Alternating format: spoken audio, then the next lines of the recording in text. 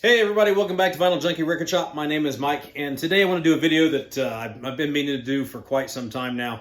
I think the last video I did was I talked about a concert that I just went to see recently, which was an amazing show. I'm going to get this and show it one more time here. This was the flyer for the show.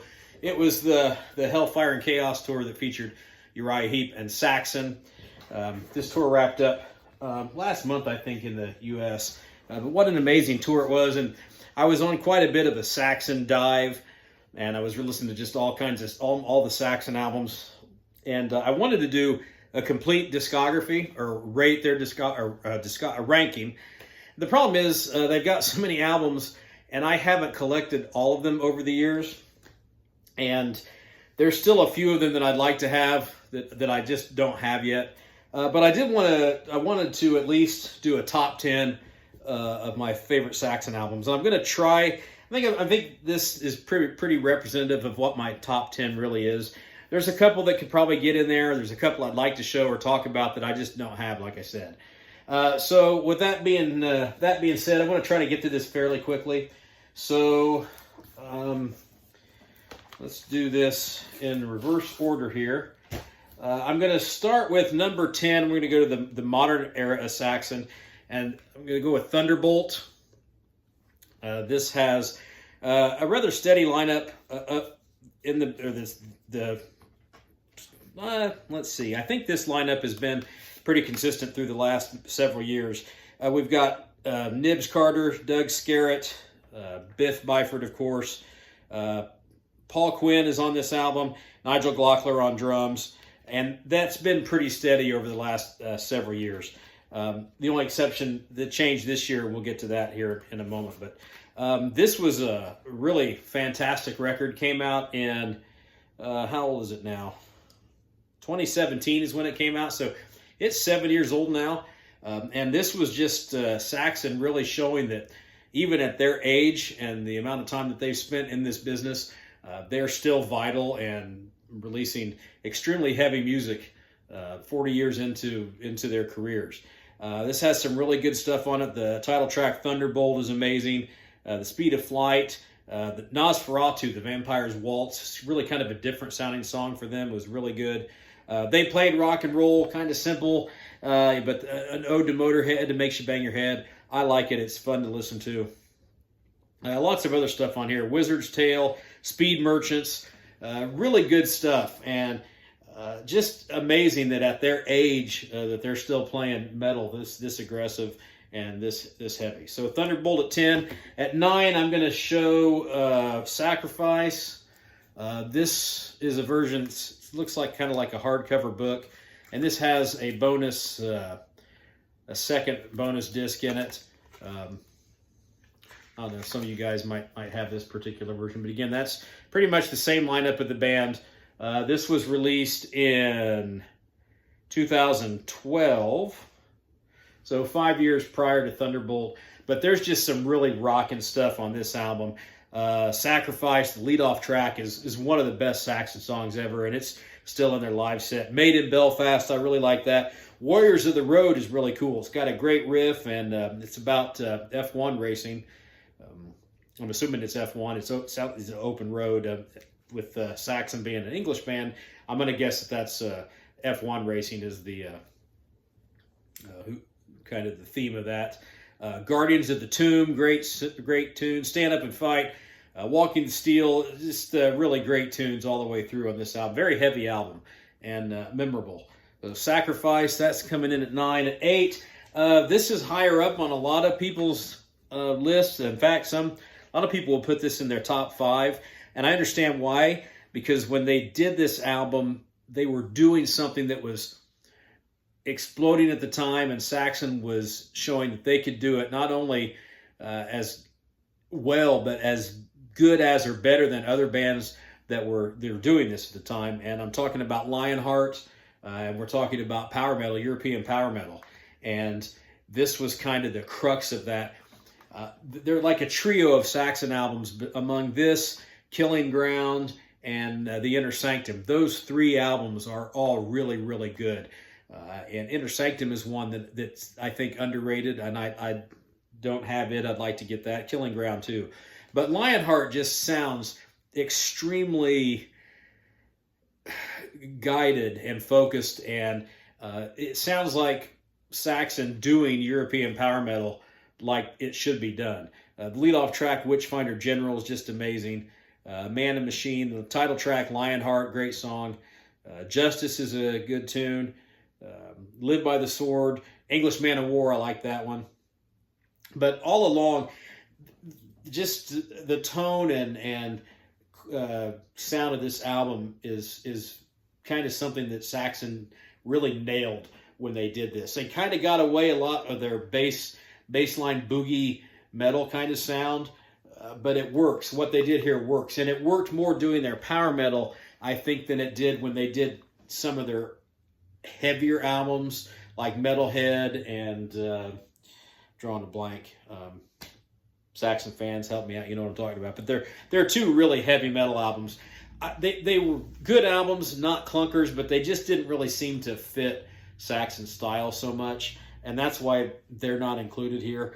But with Lionheart, they really nailed this power metal genre and came out with an all-time classic album. So that's an 8, 10, 9. So at 7, I'm gonna show this their latest album, Hellfire and Damnation. This thing is absolutely amazing. Now, when I first listened to this, I wasn't really that sold on it, I guess. Maybe because my just familiarity with the band, and after 40 years of listening to them, I thought, okay, it's really just another Saxon album. But after multiple listens, it's really grew on me, and it's that kind of album. It sticks in your head, and it's very memorable. It's got great performances. Biff sounds fantastic, and with Paul Quinn opting to retire from the band, who better to recruit than Brian Tatler to be your second guitar player, another legend in the new wave of British heavy metal movement from Diamond Head. And this is just great. It's got the Andy Sneap production. The songs are awesome, and the sequence in which they appear on the album was really good. This is an album that reminds you of what you enjoyed about listening to albums back in the day. It's got the pace and flow of the album from side to side makes a difference, and I think they really did a good job with that. But amazing tracks: The Prophecy, Hellfire and Damnation, Madame Guillotine, Fire and Steel. There's Something in Roswell, my favorite track on the album. Kubla Khan and the Merchant of Venice, Pirates of the Airwaves, another great tune. 1066, Witches of Salem, and then it ends with The Burner on Supercharger. This is just a really, really good album, and it's gotten multiple listens, and it gets better. There's something new about it that I hear every time I listen to it. So for that reason, I think it deserves a spot as high as it is at number 7. All right, everything else is going to be classic era Saxon. You got to remember, I came up with that classic era of Saxon, so those albums that came out in that day are going to be the ones that I'm more familiar with and that I listen to the most. And really, there was a time in their career where after I don't know what year maybe it would have been, but there was a long time frame where I just was disconnected from the group and I didn't buy their albums. I wasn't even real familiar with what they were doing. So I had to go back and listen to a few of those albums that I had listened to for the first time when I had done this deep Saxon dive. And I'm kind of ashamed to say that, but that's, you got a band that's 40 years long and they've released as many albums as they have. It's hard to keep up all the time. But anyway, here we are at number 6. This is going to be a surprise to some. I've seen this album high in some rankings, and I've seen it really down low, but I've always loved this record. This is Innocence Is No Excuse. It's from 1980. When? 1985. So 1985. This is sometimes referred to as their Def Leppard album, where Saxon, I'm sure at the push of the record company, they wanted to sell more products. They wanted the band to sound more like what was hot at the time, and this was hot on the heels of Def Leppard's Pyromania. There are some tracks on here that have that formula, but I feel like there's distinctive Saxon sound on this album. Rockin' Again leads it off. Not one of the best tracks on the album, but I like it. It's got a video that you can see on YouTube from it. Back on the Streets. Yeah, Back on the Streets. Devil Rides Out, my favorite track on the album. I love that song, Devil Rides Out, one of my favorite Saxon songs of all time. Rock and Roll Gypsy is a great song. Broken Heroes is a really great song to start side two. Side two is a little more rocking and upbeat. Gonna Shout, Everybody Up, Raise Some Hell, give it everything you got. I just think the songs on this album are catchy. They're memorable. They're heavy. They're just a little more melodic, and they do have that not quite hair metal sound, but they were moving more away from the dirty hard rock kind of boogie that they had to a more arena rock sounding kind of thing. It would progress even more in the next couple of albums, but I think this is a great record, and this would be the last record that Steve Dawson would appear on, and you really could hear a distinct change in the overall sound of Saxon after his departure. So his songwriting contributions would be, well, I think would be missed, but the band would definitely go through a identity crisis maybe over the next few years. But this was great. I always like this album. Coming in at number 5, we've got Power and the Glory. This is a lot of people's favorite, and I understand why. This was the band getting I've heard maybe people say that this was kind of their first attempt at what will be power metal. I hear some of that in here, but overall, this is just maybe a little more slick metallic sound than what they had come up with, the more, again, boogie rock oriented kind of tunes they were putting out. You've got great songs through here. Power and the Glory title track. Red Line Warrior is a great song. Warrior Came, Warrior Conquered. Nightmare, not my favorite track, but it's okay. This Town Rocks, I've always liked that song. Watching the Sky, great tune. The Midas Touch, a heavy track. And then The Eagle Has Landed, which is, despite maybe sounding a bit Judas Priestish, is an absolute epic, great track. So Power and the Glory, not a bad song on here. Overall, a fantastic album. Could easily be a number 1, but they've got so many great albums that it's hard to choose from. That's my number 5. Number 4, and we're splitting hairs here with these next 3. They could almost be interchanged at any moment, but I went with Wheels of Steel from 1980 as number 4. This was technically their second album, even though they released 2 in the same year. But this one leads off with Motorcycle Man, absolutely a classic Saxon track. Stand Up and Be Counted, great song. 747, never been one of my favorite Saxon tracks, but it is classic, and it is a good song. Just, for whatever reason, it's not always resonated the most with me. Same thing with Princess of the Night, we'll get to that. Wheels of Steel, one of my favorite songs of all time, one of my favorite Saxon tracks ever. Freeway Mad, See the Light Shining. Street Fighting Gang, that's a good one. Susie Hold On, that's the more commercial kind of track on here. And then Machine Gun to close it out, which is really heavy track. But this is a great record. It could easily be in somebody's top 4, or it could be number 1. But for me, it's going to come in at 4. And at number 3, we're going to go a couple years forward. We're going to go with Denim and Leather. Again, this appears as number 1 in a lot of Saxon fans' lists. This is just a great album. Opens with Princess of the Night. Again, good song. There are other Saxon songs that I've enjoyed much more. I like the deeper cuts on these records. Never Surrender, fantastic track. They played that at the show I went to. Wasn't expecting that. Nice to hear that. Out of Control, Rough and Ready. That's a great song. Play It Loud. And then side 2 opens with And the Band's Played On, which is kind of a different song from Saxon. And to me, the fact that they were on tour with Uriah Heep, I think, And the Band's Played On is maybe the only song, well, there's probably more, but the one song that Saxon did that lended itself to the kind of Uriah Heep sound, that paid homage to that group of bands that came before them in the new wave of British heavy metal movement. Then you got another one of my favorite Saxon tracks, and probably because, and we'll tie this into some videos that are coming up, Midnight Rider. Somebody in Saxon had some secret love affair, I think, with Molly Hatchet and American Southern Rock. And if you don't hear the Molly Hatchet in Midnight Rider, then you don't really listen to Molly Hatchet or understand them. If you don't believe me, I want you to listen to Midnight Rider and then go listen to some Molly Hatchet. And you will hear, especially in the chorus, every time I hear Midnight Rider, I just hear Molly Hatchet, Molly Hatchet. And this was released in '81. The song is about going across the states and touring and playing shows and concert. And in '81, the band toured with Molly Hatchet. So I'm not sure that that's maybe a coincidence. I don't know. I have heard some people refer to Saxon as a British Molly Hatchet.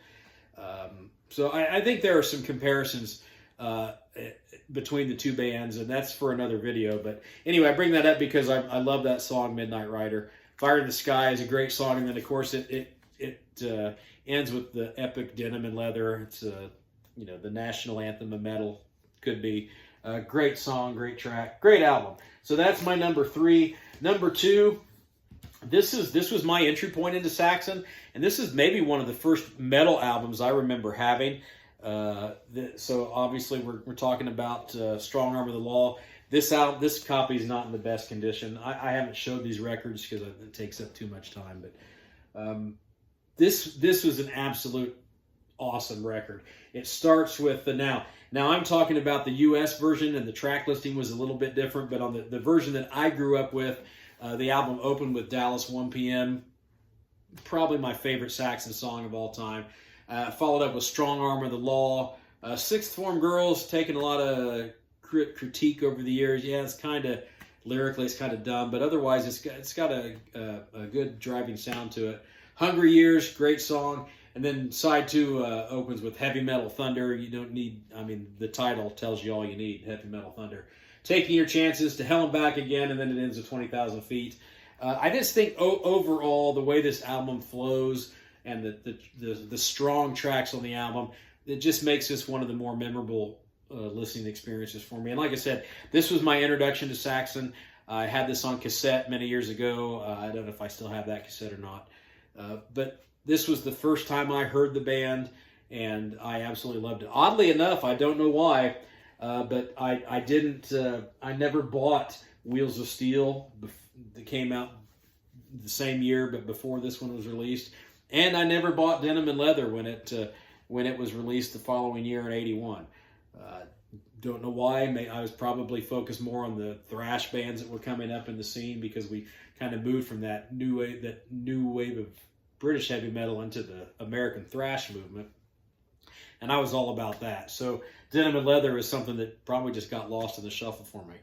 That being said, I'm really not sure why then I picked back up on the band in '83, but this is probably kind of a bone of contention amongst the Saxon fan base. People seem to love or hate this album, which I was surprised to find this out, but to me, this has always been, always will be my favorite Saxon album, and we're talking about Crusader from 1983.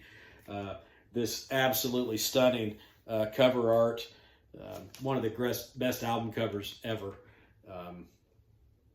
But just, I always loved this record. Paul Raymond Gregory is the artist, by the way, and we could tie him into Molly Hatchet too, because he's done a lot of the artwork for the later day Molly Hatchet records. But this album just really spoke to me, and I listened to this over and over and over again. Again, I had it on cassette, wore that cassette out listening to this album. I just loved it. I absolutely love the songs. I think they're memorable, catchy. I think they're heavy. A lot of people say that this was the first phase of the band selling out. I don't hear that at all.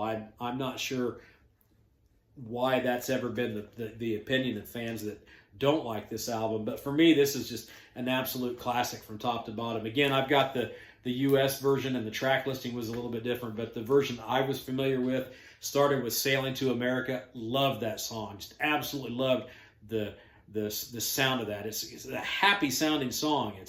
It's not it's heavy, but it's hopeful, and I just love everything about it. Then you get Just Let Me Rock. It's got that dirty bluesy guitar riff and those little guitar squeals in there that you would start to hear, that you would eventually get from Zakk Wylde and from Dimebag. Even those kind of guitar sounds that you didn't get a whole lot of in prior to that. Or I don't remember songs that had those kind of elements in them. Bad Boys Like to Rock and Roll. Love that tune. Do It All For You. People hate that song. Some people hate that song. I think it's a really good song. It's a ballad. There were power ballads from these bands back in the day, and I think it's really done well. It's a great song in my opinion. And then we close out side one with the cover of the Sweets "Set Me Free." I think it's a great cover tune. In '85, I probably didn't even know who the Sweet was, honestly, and I didn't know this was a cover tune until years later when I became more of a historian of music, I suppose. And I just thought it was a really good song. I think they take the song and they kind of make it their own. They make it sound like a Saxon song. And that's what you want to hear with the cover tune. And anyway, side two opens with the brilliant Crusader, one of Saxon's greatest songs.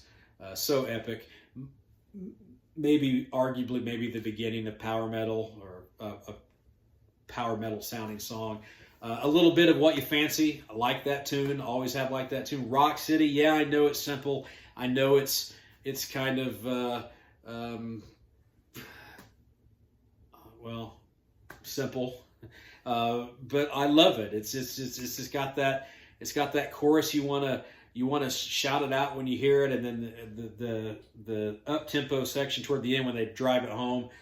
Love that. And then it ends with Run for Your Lives, which is probably my least favorite track on the album, but still very memorable, great song. And collectively, all these songs, the way they appear in the track listing, I just think this makes for a fantastic album. Not only is this my favorite Saxon album, this is one of my favorite metal albums of all time. So anyway, that's kind of fairly quickly going through my top 10 Saxon albums. I do want to show a couple, talk about maybe an honorable mentions. I don't know if this made an honorable mention, but I kind of want to show this just because I don't show a lot of other mediums in here lately. But I don't show a lot of cassettes, but I'm going to show this one, and this one was very polarizing, and for obvious reasons. But this was Saxon Destiny, released in '88, I believe. And this was a flat-out, straight attempt to make polished, not glam metal, but radio-friendly AOR hard rock. And when viewing this album as a whole of what it is, it's very well done. It's excellent. They nailed that particular sound and that genre. The problem is, it's not really Saxon, or it wasn't the Saxon that we were used to previously. But really good tunes on here.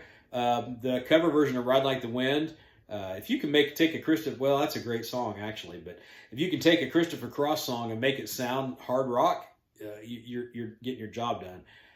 Where the Lightning Strikes, great tune. I Can't Wait Anymore. I always liked that back in the day. I don't know that it's, I can say that now. When I listen to it now, I realize it was kind of cheesy, but I still like it.